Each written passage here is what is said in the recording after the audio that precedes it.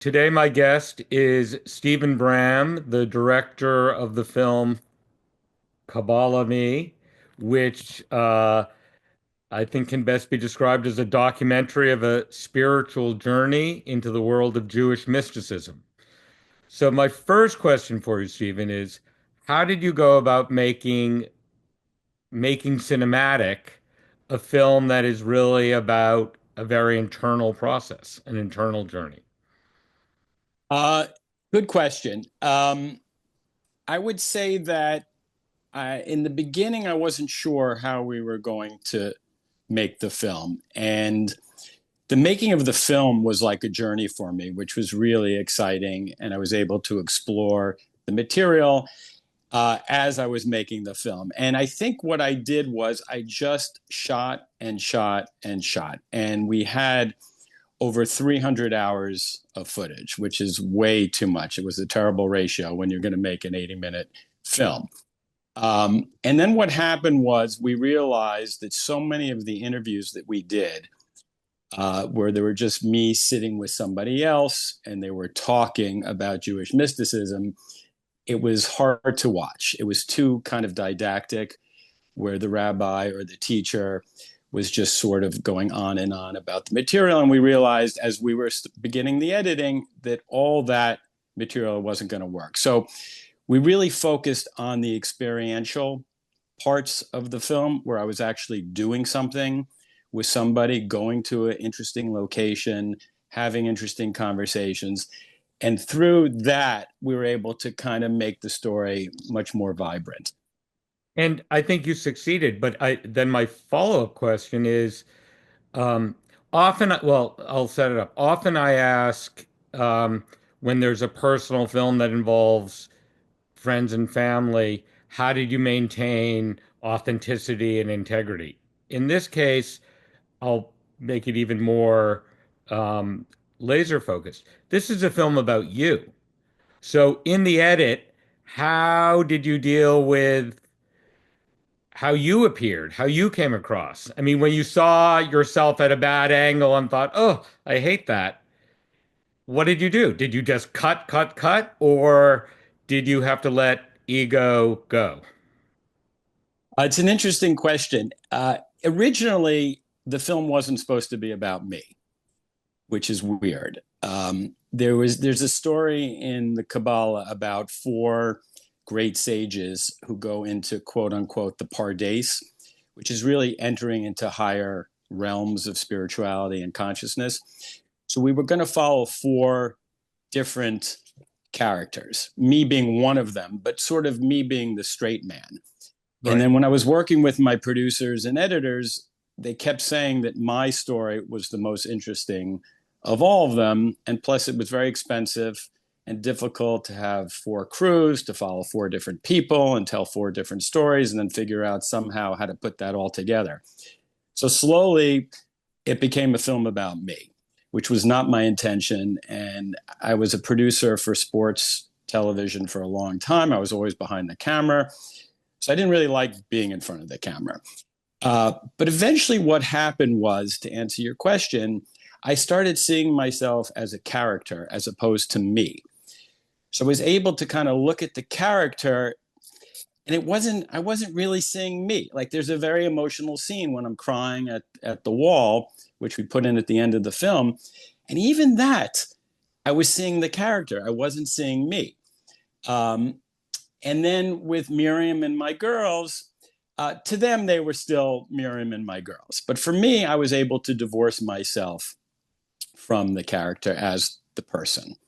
And I And think how, that yeah, yeah, I was going to say that's the only way to really do something like that. that's a really insightful, I think, meaningful answer. That as you got into the film, it became about the character Stephen Bram going through this journey as opposed to how do I look and should I part my hair on the other side if I have hair. Um, do yes, I know.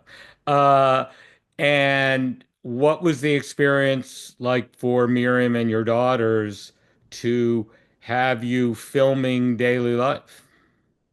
At That's first, something people feel very, that's something that filmmakers routinely have a really tough time with because even when they get over the hurdle, life goes on and their family goes on and their family may not feel like being filmed at that. Yeah. Well, my girls at the time, I think were about 10 and 8. So they enjoyed it. They weren't really that self-conscious about it. And they love seeing themselves even now, 8, 10 years later as little kids. And now they're in college. One's actually just graduated. So it's kind of fun for them. And they weren't self-conscious about it at all. Miriam at first did not want to be in the film. She did not like the idea at all. But once she started talking, and the topic was very close to her, very dear to her about how I was changing and how that affected her life, she really started going out on a limb and expressing herself and feeling very comfortable in front of the camera. Um, how did that happen? I'm not sure because, again, she's not someone who likes to be center stage either. But she really enjoyed it. And, there's some times where she sees the film and she says, oh, I don't really like that scene. I wish I had said it a little bit differently, which is natural. But overall, she really grew into being part of the film.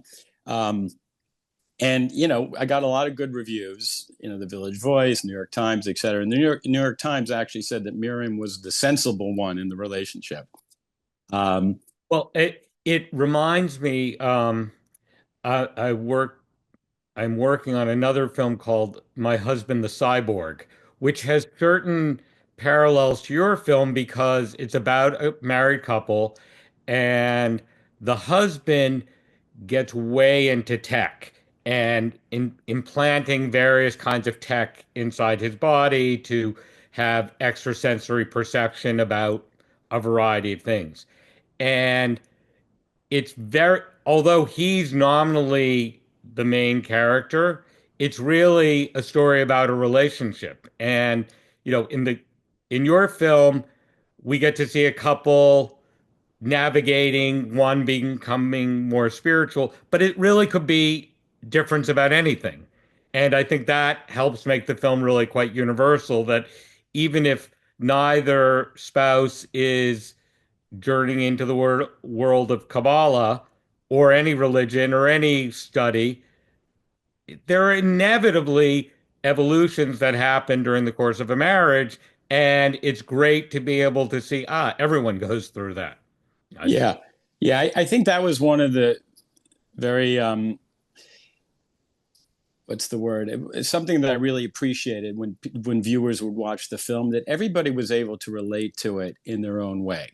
Yes. Just like you said, I mean, because when you're married to somebody, you are going to change. One spouse is going to change differently than another spouse, and you do have to navigate that.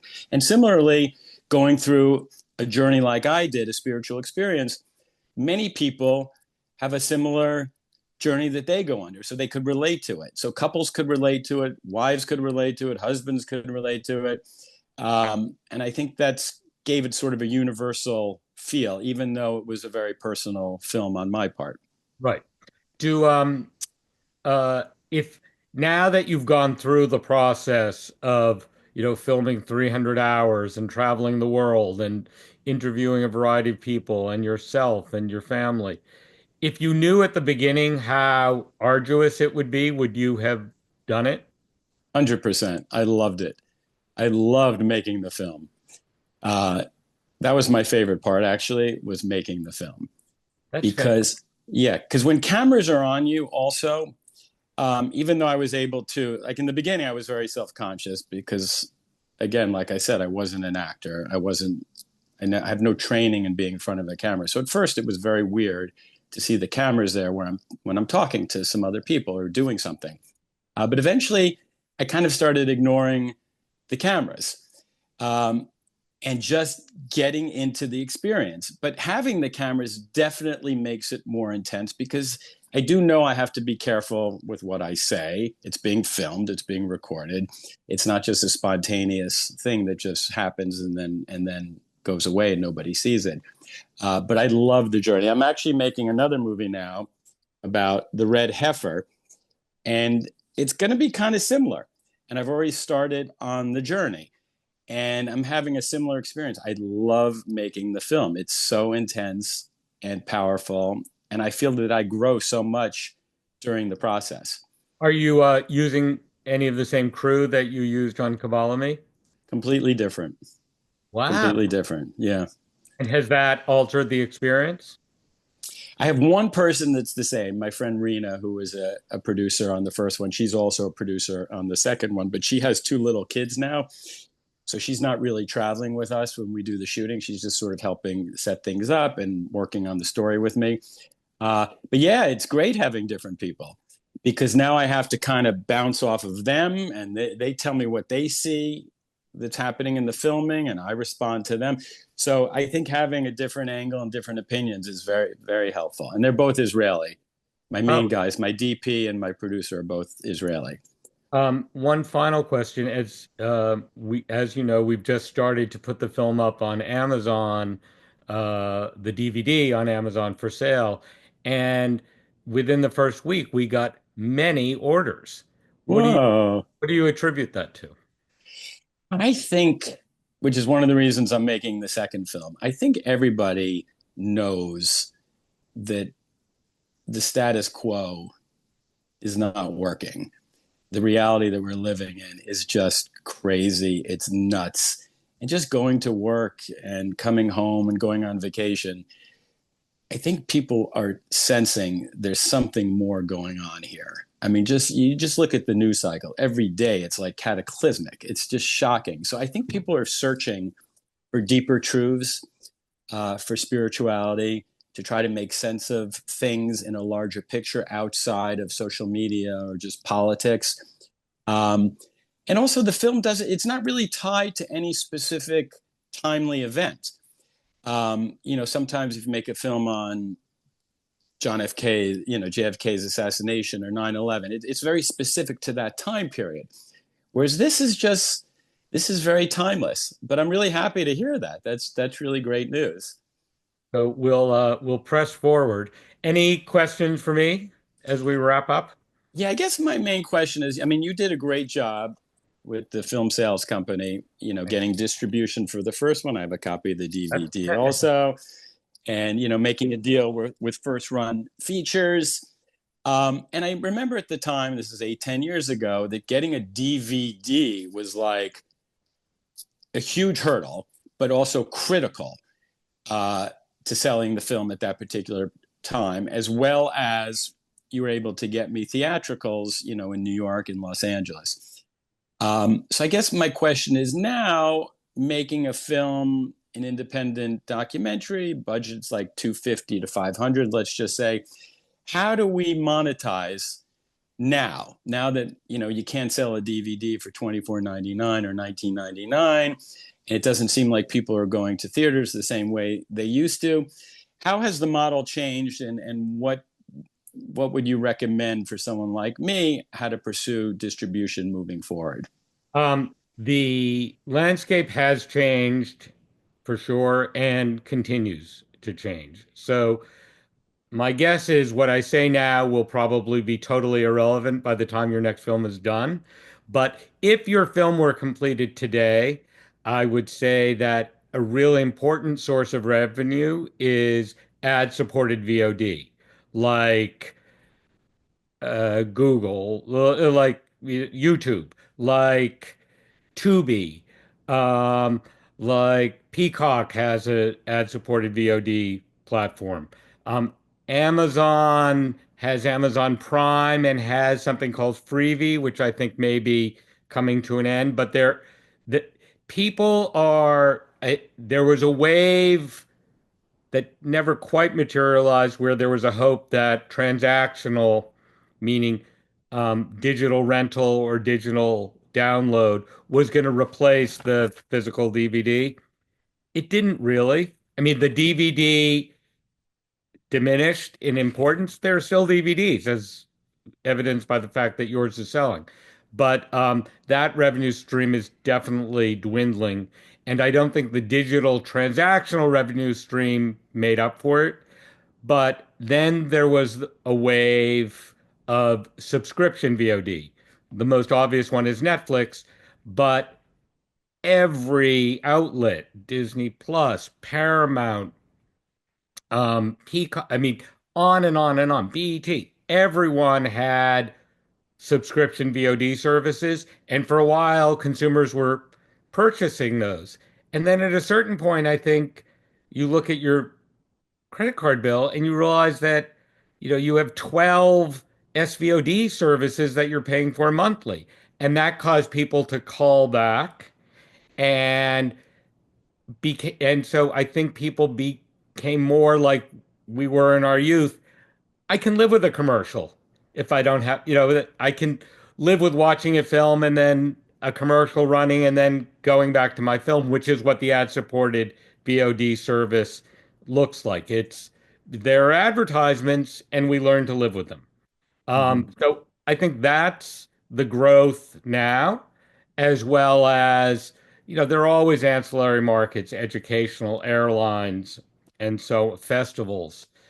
Certainly for your new film, Jewish film festivals are an incredibly important place where people go to see films in person on the big screen, and it's particularly meaningful for films that people want to talk about afterwards. So if Kabbalah Me were coming out now, I would think that would be a huge hit on Jewish film um, festival circuits, particularly if you were to go speak or some other teacher, practitioner, person on this journey were to speak about his or her experience. Um, Audiences really want to engage not only with the film, but then share their own experiences afterwards. So that's what I'd say. Yeah, I mean, I love seeing it on the big screen. It's so much better than, kids now, they watch it on their phone or That, even on. most films are watched on the small screen. Yeah, I mean, as a filmmaker, you care so much about the sound and the visuals, and you just don't get that if you're watching it on a phone. No, but most films are watched on the small screen. Right. Get over it. Okay. No, I mean, I'm still a big proponent of theatrical release. I love going to the movies. I don't think going to the movies is ever going to go away. People like being in the public space. I like feeling the crowd's response. The popcorn and the Diet Coke, fantastic. I mean, that's not going to go away. And it's really fun to see films in that format, but most films are not theatrically released, and that's the sad reality. Okay. Good. I thank you for your time, and we'll be in touch. Thank you so much. That was a pleasure. Bye, Stephen. Okay. Bye, Andrew.